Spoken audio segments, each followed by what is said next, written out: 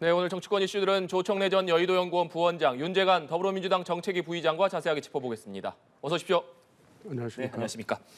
국민의힘 이뇨환 혁신위원장 얘기부터 해보겠습니다.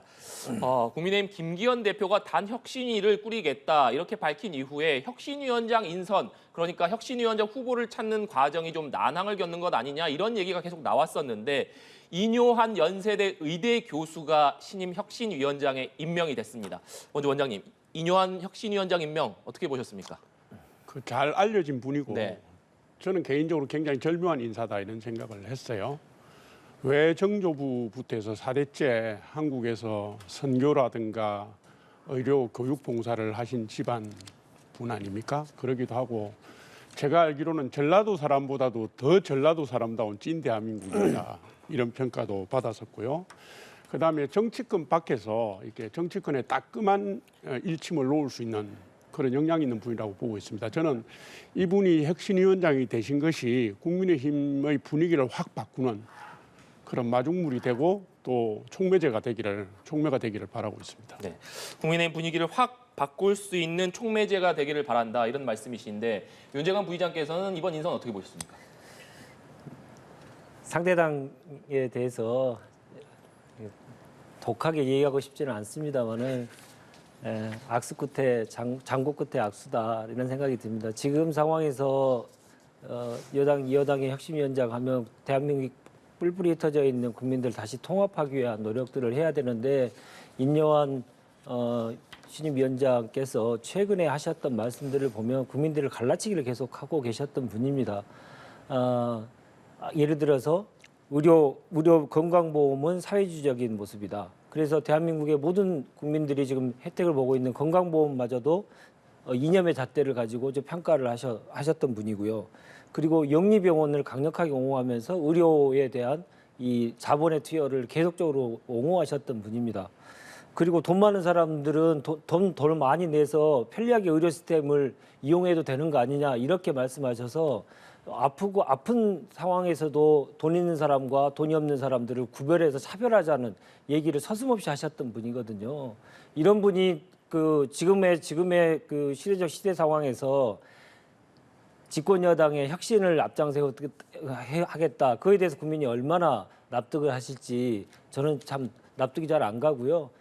그래서 제가 생각합니다만은 하태경 의원이 많이 이게 거론이 돼서 저는 하태경 의원이 되지 않을까 그런 기대를 했습니다만은 역시 불편한 것은 절대 하지 않겠다. 지금 아직 정신 못 차리고 있는 집권 여당의 핵심자들의 문제가 이번에 인요한 위원장으로 다시 정확히 드러났다 이렇게 생각합니다. 네, 장고 끝에 악수다. 역시 두 분의 평가는 극명하게 엇갈리고 있는데 인요한 위원장의 첫 일성은 통합이었습니다만 이런 얘기를 했습니다. 듣고 변하고 희생할 각오가 돼 있어야 한다.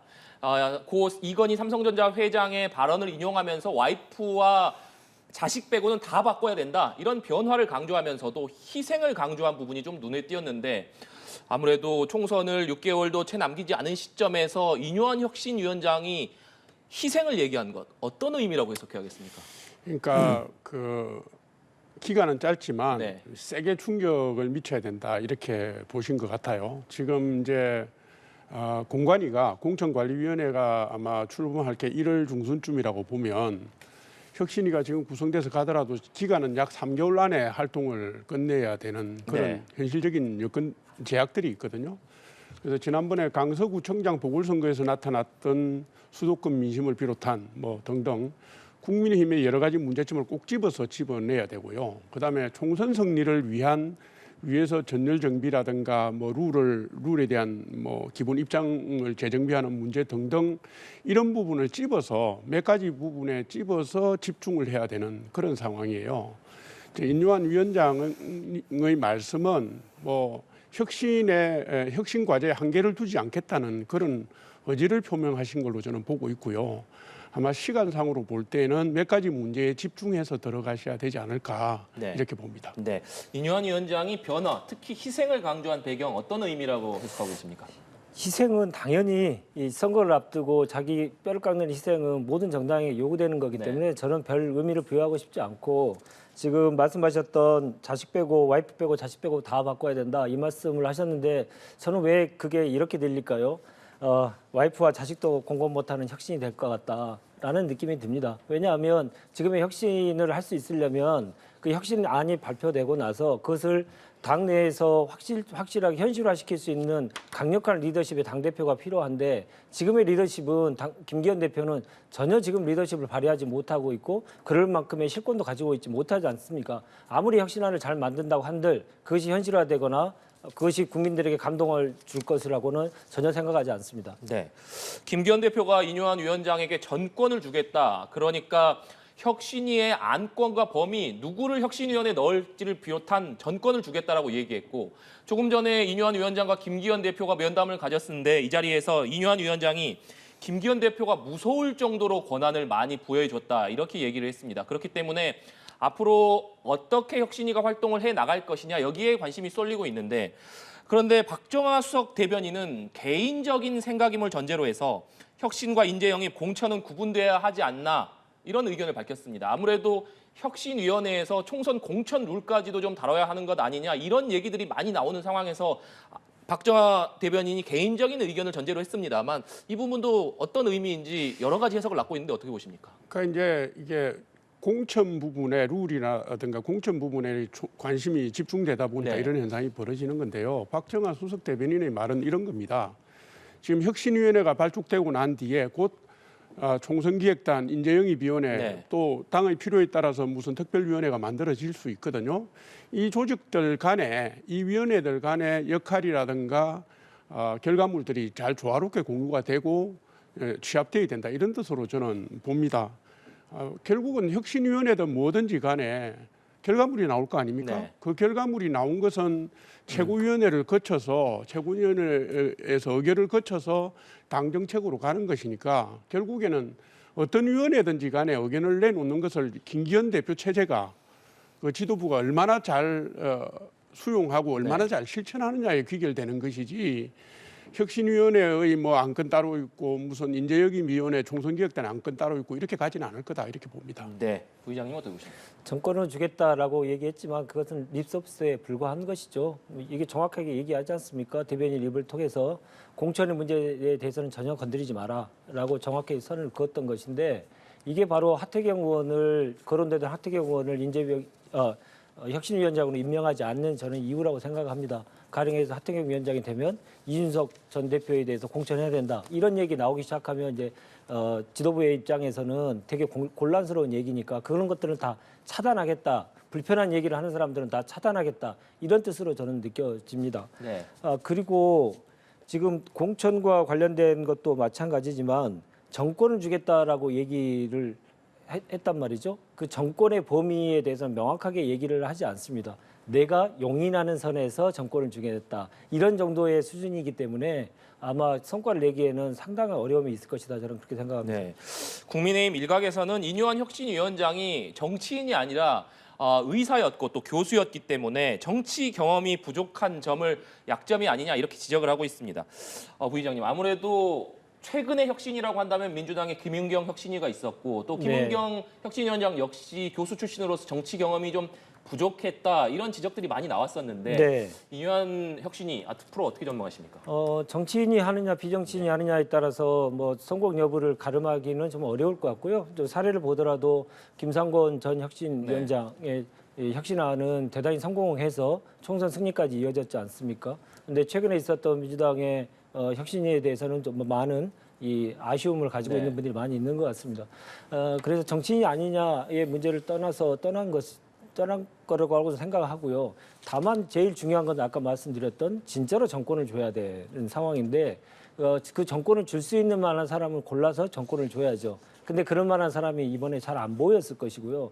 이번에 받는 분은 거의 대부분은 그냥 오더에 의해서 그리고 자기가 할 수 있는 범위 내에서만 그냥 하는 거기 때문에 대단히 성공하기 좀 어려울 것이다. 저는 그렇게 계속 일관되게 예상하고 있습니다. 네, 부원장님께서 어떻게 보십니까? 아니 뭐 정치적 경험이 없다고 다들 말씀을 하시긴 해요. 그게 이제 뭐 중요한 포인트이긴 한데 정치적 경험이 있으면서 혁신을 잘할 분이 있겠는가 하는 생각이 저는 오히려 들어요. 민주당 김은경 혁신위원장 얘기를 자꾸 하시는데 그분은 정치적 경험이 없어서 문제가 된 게 아니라 기본 시각이 잘못된 겁니다. 노인 폄하 발언 같은 경우는 경험의 문제가 아니거든요. 그리고 혁신의 대상인 이재명 대표를 방탄하는 역할을 자임했기 때문에 이게 출발부터 실패할 수밖에 없었던 거죠. 그런데 지금은 이제 이렇습니다. 혁신의 대상, 혁신의 과제를 만든 분들이 누구냐 하면 정치적 경험이 많은 기성 정치인들이에요. 그러니까 이 국민의 눈높이에 맞게 가려면 오히려 정치적 경험이 있는 게 장애가 될 수도 있다 이렇게 보고요. 저는 이제 그 부족한 부분은 지금 혁신위원들이 여러분들 안 되겠습니까? 그분들 중에 당내 상황이나 정치 경험이 있는 분들 중에 혁신의 의지를 가진 분을 충원해서 그분들이 도움을 받으면 되는 것이고요. 또 혁신 안으로 나온 것을 당의 정책으로 전환할 때 필요한 부분이 있으면 일정 부분 보완하면 되는 겁니다. 그래서 저는 정치 경험이 없는 게 결점이라기보다는 오히려 이 시점에서는 인요한 위원장의 장점이 될 수도 있겠다 이렇게 생각합니다.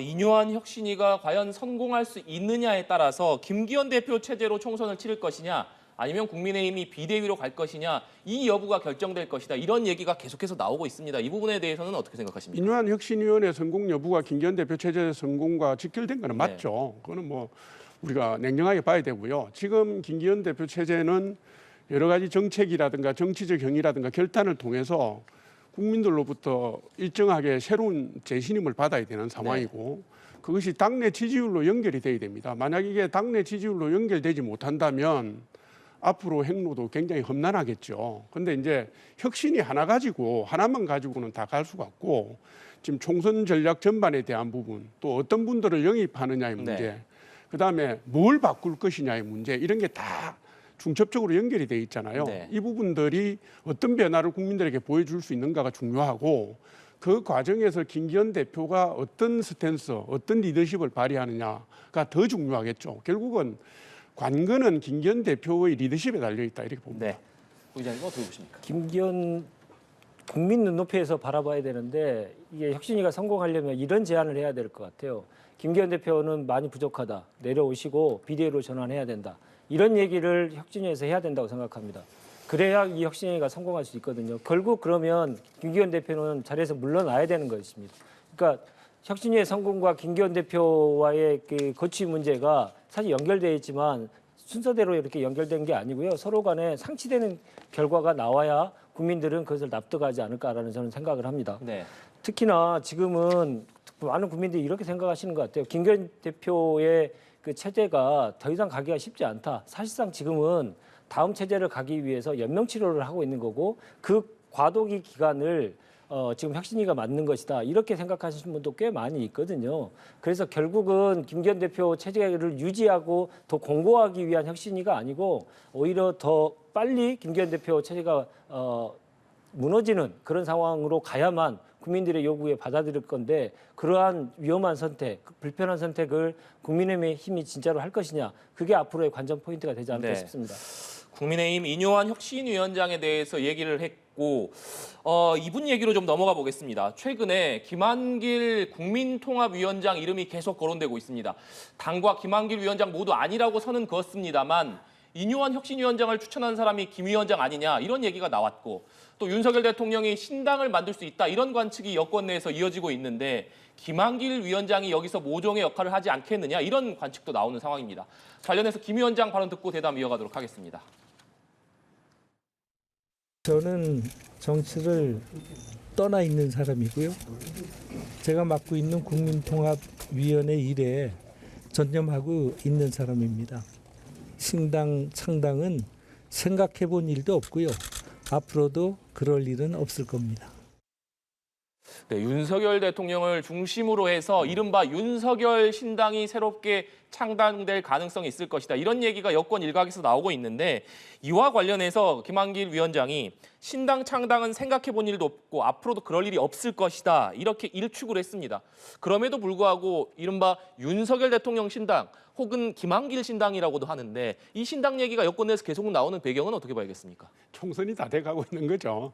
그렇게 보고 있고요. 아마도 세간에서는 윤석열 대통령께서 다음 총선 때 네. 대폭 물갈이를 하지 않겠는가 하는 그런 시각, 또 윤석열 대통령께서 기존 정치권에 대해서 실망한 정서를 가지고 있다, 뭐 이런 여론들이 영향을 미치는 것 같아요. 우리가 이제 2002년도로 돌아가 보면 당시에 노무현 전 대통령이 열린우리당이라는 신당을, 대통령 중심의 신당을 만들었습니다. 그걸 보더라도 이게 신당을 만들면요, 지금 윤석열 대통령의 주요 정치적 기반의 하나인 국민의힘이라는 기반이 분열되는 겁니다. 네. 총선을 지금 뭐 6개월도 안 된 시점에, 앞두지 않은 시점에 이런 분열을 택할 이유가 사실은 있겠습니까? 그리고 현직 대통령이 창당을 한다면 좋은 인재, 영입 인재들도 모아야 되고 모양도 그림도 제대로 그려야 되는데, 지금까지 아무것도 안 하고 있다가 총선을 뭐 한 5개월 정도 앞두고 지금 신당 창당으로 간다? 시간상으로 가능하지도 않고 네. 그런 그 로드맵도 불가능한 그런 시점이에요. 그래서 저는 이거는 정치권의 억측이고 네.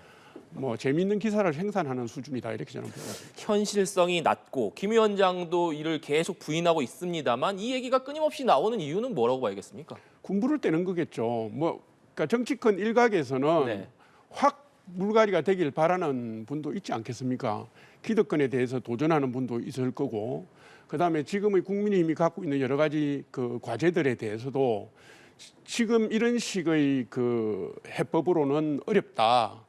완전한 승리를 위해서는 좀 다른 방법을 찾아야 된다. 뭐 이런 정도, 이런저런 여론이라고 저는 보고 있습니다. 그런데 현실적인 정치적 과정으로 볼 때는 가능하지 않는 시점이다, 저는 이렇게. 네, 신당 창당의 가능성 전혀 없다 이런 말씀이신데 어떻게 보십니까? 신당 창당 가능성을 스스로 만들어내는 사람이 누굽니까? 지금 윤석열 대통령 아닙니까? 그 국민들께 반성을 해야 된다고 얘기하던 시점에 국민들에게 직접적인 반성의 여지를 가지고 메시지를 메시지를 발신하는 게 아니고, 김한길 위원장 그리고 국민통합위원회에서 하라는 대로 하지 못해서 정말 반성하고 있고 죄송합니다, 이렇게 얘기를 했잖아요. 그리고 각 부처들은 국민통합위원회에서 얘기한 대로 정책 기조들을 반영을 시켜라, 이렇게 얘기했기 때문에 김한길 역할론을 스스로 지금 대통령이 만들고 있지 않습니까? 그리고 그 김한길이라는 정치인이 가장 잘하는 게 무엇입니까? 선거 때마다 창당하는 겁니다. 신당을 만드는 겁니다. 2007년도에도 그랬고요. 2015년도에도 그랬습니다. 각각 중요한 시점마다 선거를 앞두고 창당을 함으로써 정계 개편을 시도했다가 사실상 다시 다 실패했습니다만은 그런 모종의 역할을 계속 했던 분 아닙니까? 그 대통령이 그 사람에게 힘을 실어주고, 그 사람은 원래 선거를 앞두고 신당 창당을 주로 했던 사람이고, 이러니 당연히 신당 창당론이 계속 나올 수밖에 없는 거 아니겠습니까?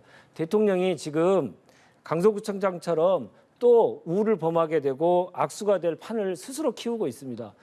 신당 창당론에 관련돼서 정말 염치가 있으려면 국민들께 먼저 지금 국정기조가 잘못됐다, 내가 반성하고 내가 정말 국민의 뜻에 따라 제대로 하겠다라고 국민을 향해서 메시지를 내셔야 됩니다. 저는 그렇게 생각합니다. 네, 한동훈 법무부 장관 얘기도 해보겠습니다. 최근에 여권에서 한 장관을 정치 1번지로 꼽히는 종로에 공천해야 된다, 이런 목소리들이 나오는 것으로 알려졌습니다. 이게 실제로 가능성이 있는 일이라고 보십니까? 뭐 정치권에서 불가능한 일은 없죠. 뭐 다 열어놓고 봐야 되는데, 근데 지금 시점이 공천 운운할 시점 아닙니다.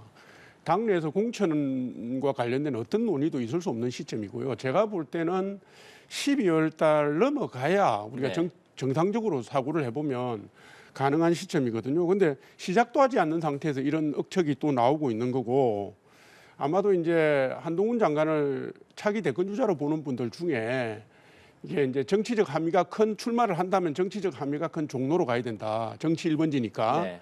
거기가 노무현 전 대통령, 이명박 전 대통령이 지역구 의원을 하지 않았습니까? 그래서 그런 추측을 하고 있는 건데요. 왜 종로인지도 뭐 모르겠고 왜 이런 논의가 나오는지도 모르겠지만 제 생각은 이렇습니다. 뭐냐면 한동훈 장관이 만약 총선에 투입이 된다면 지금 뭐 스타성을 갖고 있잖아요. 그러니까 그런 분이 투입이 된다면 전국의 선거를 지원하거나 뭐 뒷받침하는 네. 역할을 해야 되는데, 종로 같은 지역구에다가 이분을 밀어 넣으면 그 선거 자체가 바빠가지고 그런 역할을 맡길 수도 없습니다. 그래서 지역구 문제는 그렇게 뭐 그분이 갖고 있는 정치적 영향력이라든가 미래까지 결부시켜서 갈 게 아니고요. 만약에 이분이 정치권으로 온다면 국민의힘의 필요, 국민의힘의 전략적 요청 이런 부분에 의해서 여러 가지가 재반 사항이 결정되지 않겠나. 그래서 지금 종로 얘기가 나오는 건 너무 앞서가는 거다. 네, 사실 한동훈 법무부 장관이 총선에 나가겠다 뭐 이런 입장을 밝힌 적도 없는데 네. 여러 출마 지역이 거론돼 왔고 이번에 종로까지 나온 배경 부의장님은 어떻게 보십니까? 일단 한동훈 장관에 대한 국회에서의 탄핵 문제하고 연관돼 있다 저는 생각합니다. 왜냐하면 그 원내대표께서 민주당 원내대표께서 국감이 종료된 이후에 한동훈 장관의 탄핵에 대해서 논의하겠다, 결정하겠다 이렇게 얘기를 미리 하셨지 않습니까? 근데 이번 주면 이제 국감이 끝납니다.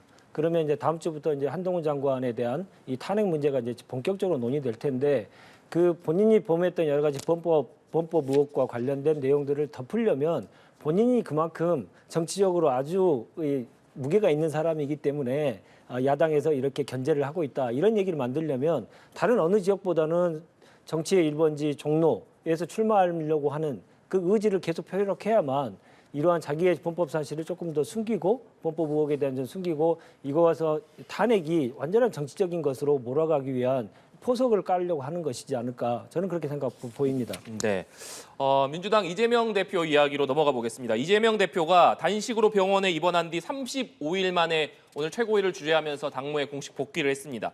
당무 복귀 첫 일성으로는 윤석열 정부의 국정기조 전면 쇄신 그리고 내각 총사퇴를 다시 한번 요구했는데 윤재관 부의장님, 이건 네. 어떤 배경이라고 설명해 주시겠습니까? 그동안 쭉 얘기했던 메시지의 일관성을 가지고 계속 얘기했죠. 이번 강서구청장 선거의 핵심은 국정기조를 대전환하라고 하는 이제 국민의 명령 아니겠습니까? 근데 대통령의 모습은 지금 국정기조를 바꿔야 되나?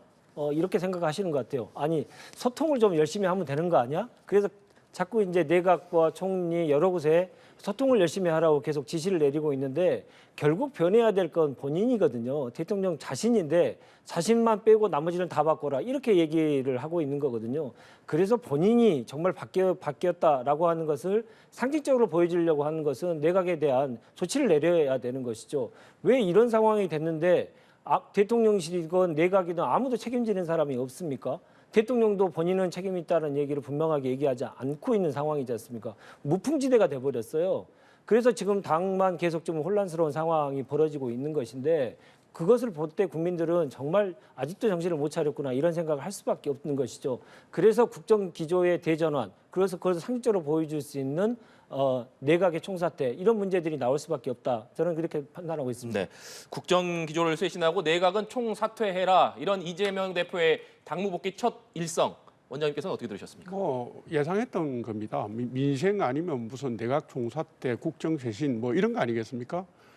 그러니까 사법 리스크에서 재판 리스크로 가고 친명 비명 간의 분열을 일삼았던 민주당이 지금 어쨌든 당 대표가 그 당무에 복귀하면서 낼 수 있는 메시지가 뭐가 있겠습니까? 당내 논란을 누르고 당내의 모든 관심을 외부로 돌리는 제가 볼 때는 이게 익숙한 이슈 전략의 일환이고요. 그러니까 당연히 대통령을 향한 공격으로 나가는 거 아니겠습니까? 그러니까 당분간 이재명 대표가 당 내부의 리더십을 굳히는 그런 데 집중하겠다라는 걸로 저는 읽히고요.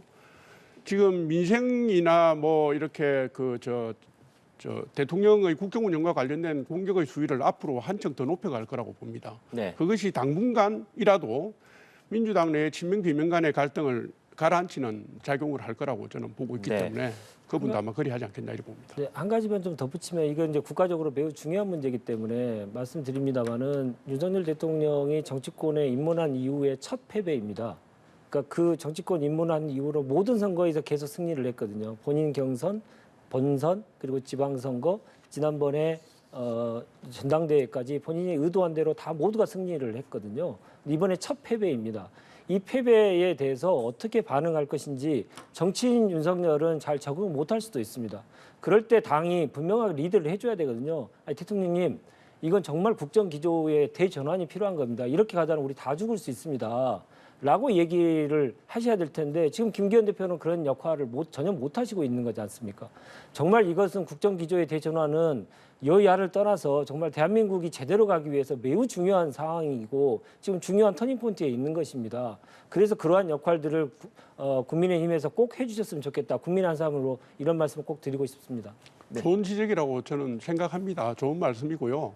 지금 대통령실도 그렇고 당도 그렇고 그 방향으로 가고 있습니다. 그러니까 조금 지켜보시죠. 지켜보시면 그 전환의 결과물들이 나올 거고요. 그에 따라서 민심이 반응하는 게 보일 겁니다. 네. 조금 인내력을 가지고 지켜보시죠. 네, 좀 봤으면 좋겠는데 자꾸 이제 헌재 소장님도 본인과 제일 친한 사람으로 임명하시고 그 선거 이후에도 똑같은 모습을 보이시니까 국민들이 좀 답답하신 거거든요. 빨리 그런 모습을 좀 보여주셨으면 좋겠습니다. 기다려 보시죠. 예. 네, 이재명 대표가 가결파 징계에 대해서는 어떤 입장을 내놓을 것이냐 여기에도 관심이 쏠렸는데 작은 차이를 넘어서 단결하고 단합해야 된다 이렇게 당부를 하면서 체포동의안 일로 더 이상 왈가왈부하지 말라 이렇게 못을 박았습니다. 윤정환 부의장님, 이재명 대표의 이 발언으로 인해서 이제 가결파들의 징계 요구라든가 이런 모든 상황은 좀 정리되는 수순으로 간다 이렇게 보면 될까요? 어느 정도 이제 가닥이 좀 잡혀가는 상황이 좀 되겠습니다만은 이제 그 당원 5만 명 이상이 요구했던 지금 사안에 대해서 이제 답변을 해야 되는 과정 속에 있을 텐데 그 과정도 좀 지켜봐야 될 것 같고요. 근데 민주정당이기 때문에 이 가결파의 행위가 해당 행위에 해당되고 그 해당 행위는 늘 정당에서 징계를 해왔기 때문에 정상적으로 해야 된다라고 하는 이 목소리도 상당히 좀 아직도 있는 게 사실입니다. 그러니까 여러분 이걸로 완전히 정리됐다고 보기는 좀 어려울 것 같고 여러 과정들을 통해서 이제 총의를 모아갈 것이다 그렇게 생각합니다. 네. 이재명 대표가 더 이상 왈가왈부하지 않길 바란다고 얘기는 했지만 당내에서 이걸로 완전히 정리될 것이라고 보기는 좀 어렵다 이런 말씀이신데 어떻게 전망하십니까? 아니 뭐 이재명 대표가 당무 복귀를 하면 일성으로 통합을 얘기할 거라는 건 다 예측했던 거고요. 저도 말씀드린 적이 있습니다. 그러니까 헌법기관인 국회의원이 본회의장에서 한 투표 행위를 가지고 무슨 당에서 징계를 하니 많이 하겠다는 건 코미디입니다. 그거를 가결파 징계를 말하는 친명계 핵심들도 모르겠습니까? 저는 잘 알고 있다고 보고요. 결론적으로 말씀드리면 이겁니다. 메시지 전략입니다. 민주당 내 주도권을 쥐고 나가겠다. 니들한테 밀리지 않겠다. 밀리는 수준이 아니라 아예 누르고 가겠다. 이 메시지 전략을 일환으로 했던 거고요. 그 흐름에 따라서 지금 이재명 대표가 뭐 왈가왈부하지 말라까지 간 겁니다. 근데 지금 168석 아닙니까? 그러면 총선 공천을 앞두고 친명계 신인들이라든가 원외들 중에 친명계들이 지금 공천을 받으려면 어떻게 해야 되겠습니까? 비명계하고 붙어야 됩니다. 168명 중에서 3선 이상 39명 대부분이 비명계거든요. 그러니까 지금 친명계와 비명계의 싸움은 공천 때 재발합니다. 재발하고 그 분란이 다시 예상했던 대로 갈 거고요. 지금 민주당 내 친명계 일각에서는 그 가능성까지 염두에 두고 이렇게 넘어가지만 끝난 게 아니다라는 얘기를 하고 있는 게 아닌가 싶습니다. 네. 마지막으로 이재명 대표의 당무 복귀를 하루 앞두고 국민의힘 김기현 대표가 여야 대표 간의 민생 협치 회담을 하자 이렇게 제안을 했습니다. 여기에 대해서 이재명 대표가 윤석열 대통령까지 함께하는 대통령과 여야 대표 간 3자 회동을 하자 이렇게 역제안을 했는데 윤정환 부위원장님 이 역제안의 배경은 어떻게 봐야 될지 또 그리고 3자 회동의 성사 가능성 어떻게 보시는지 궁금합니다. 김기현 대표께 좀 말씀드리고 싶은 건 사람이 좀 염치가 있으셔야죠. 그동안 1년 5개월 동안 여야 간에 전혀 협치가 이루어지지 못한 책임이 어디에 있습니까? 만나자고 계속 했을 때 여당에서 그리고 대통령실에서 계속 거부하지 않았습니까? 협치를 오히려 집권 세력이 얘기해야 되는데 집권 세력은 안 하겠다고 계속 했지 않습니까? 그러면 우리가 그동안 쭉 협치를 제안해 왔지만 못한 것이 내가 생각해도 유감스럽다라는 입장을 표명을 얘기할 정도는 돼야 그게 정치 도의죠. 근데 아무렇지도 않게 그냥 다시 얘기하셨어요. 특히나 단식 중에도 조롱하는 듯이 그런 얘기까지 하셨지 않습니까? 우리가 다 기억하고 있어요. 그러려면 본인이 정말 진정성 있게 다가서야 되는데 진정성도 없을 뿐더러 이분이 바지사장 아닙니까? 누가 봐도 이거 실권을 가지고 있는 당대표라고 누가 생각합니까? 왜 우리 당대표가 민주당의 당대표가 저쪽 당의 바지사장하고 만나서 얘기해야 됩니까? 그러면 실질적인 효과가 전혀 없는 거 아니겠습니까? 그 국정 운영을 총책임하고 있는 대통령과 삼자회담을 하자는 것은 계속 얘기했던 것이고 그러한 차원에서 가장 효과적인 방식을 다시 역제안한 것이다. 이렇게 생각해 주시면 되겠습니다. 네, 부원장님. 아니 여야 간의 회담에 여러 청의가 있습니다. 잘 아시는 것처럼 원내 대표들끼리도 현안이 있으면 만나서 협의하고 뭐 협의가 결렬되기도 하고 진행되기도 하고 그러지 않습니까? 그죠? 저는 이렇습니다. 민주당의 일관된 주장이 이재명 대표를 범죄자 취급하지 말라 이렇게 얘기를 합니다. 그렇게 말하는 그 입으로 김기현 대표는 바지 사장이라고 얘기합니다. 이게 뭐가 다릅니까? 도대체가 민주당이 왜 대통령과의 회담을 자꾸 정략적 카드로 정치적 카드로 활용하려고 하는 겁니까? 대통령을 계속 물고 늘어져 가지고 이재명 대표 체급 올리게 하는 거 아닙니까? 그러니까 제가 드리고 싶은 말씀은 원내 대표 회담이 가능하다면 여야 대표 회담도 가능한 거고 그 대표 회담을 통해서 성과를 낼 수도 있는 거고 그리고 그 과정을 해가면서 여러 청의별 회담이라든가 가능성을 탐색할 수 있는 건데 오로지 이제 김기현 대표는 안 되고 오로지 대통령하고만 만나야 된다. 형식을 살짝 바꿉니다. 그러면서 이슈를 계속 끌고 갑니다. 이 민주당의 의도가 저는 뭔지를 모르겠어요. 이게 민생을 위하는 태도인지 실제로 회담을 하자는 건지 저는 의구심을 가질 수밖에 없습니다. 회담을 해가지고 결론을 내려서 법을 통과시켜서 뭔가의 안건은 처리됐어요. 대통령이 거부권 행사하면 그거에 대해서 한마디도 못하는 여당하고 무슨 말을 합니까? 왜 그렇게 추측하세요? 그렇게 의회 세력에 대해서 생각을 하지 않고 존중하지 않는 대통령 계속 그런 모습을 계속 보였고 아니. 그런 모습을 보이는 대통령께 쓴소리를 제대로 하는 여당이 아니었기 때문에 실질적인 회담을 하기 위해서는 삼자가 모여서 하는 것이 국민을 봐서라도 이건 더 정확히 맞는 것이다 이렇게 생각되는 거 아니겠습니까? 대통령이 거부권을 행사한 모든 법안들은 민주당이 독단적으로 밀어붙였고요. 거부권 행사할 줄 알고 거부권을 유도하기까지 했잖아요. 그렇게 말씀하시면 안 되죠. 여야 대표가 만약에 협의를 하면 그거에 대해서 거부권을 행사한다고 왜 앞질러서 말씀하세요? 그건 간호사법은 아니죠. 거부권을 행사하셨지만 대통령이 공약사항을 가지고 법이 통과됐는데 그것마저도 거부권을 행사했는데 당이 그때 쓴소리 한번 하셨습니까? 안 하셨지 않습니까? 사전에 여야 논의를 할 때 민주당의 태도는 어땠나요? 그 법안 네. 간호법까지도 그렇게 말씀하시는 네, 건 아니죠. 알겠습니다. 오늘 시간 관계상 오늘 두 분 말씀은 여기까지 들어야 될 것 같습니다. 지금까지 조총래전 여의도 연구원 부원장, 윤재관 더불어민주당 정책위 의장 부의장과 얘기 나눠봤습니다. 오늘 말씀 고맙습니다. 감사합니다. 고맙습니다.